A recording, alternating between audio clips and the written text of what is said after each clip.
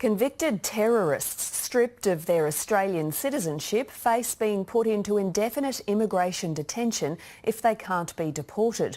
The Prime Minister, Scott Morrison, says the tough regime is needed to keep the community safe. And he's batted off concerns from lawyers that his proposals go too far and could render some people stateless. Here's political editor Andrew Probyn. The deadly Burke Street rampage by Somali-born Shire Ali triggered shock and mourning. It's also brought renewed focus on why.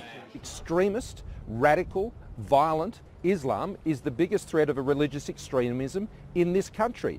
And I need us all to focus on that issue. The focus for government, a ministerial power to strip convicted terrorists of their Australian citizenship, provided they're eligible or likely to be entitled to citizenship elsewhere.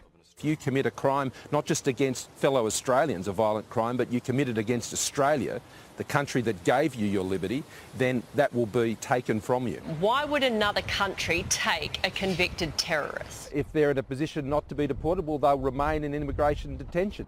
Leaving the prospect of even Australian-born convicted terrorists being detained as unlawful aliens because other nations won't take them. Simply putting these people in detention exacerbates the current problem we've got. It doesn't alleviate the problem in any way. The reality is that we can not force a country to repatriate someone, and so there are instances where there are elongated stays in immigration detention.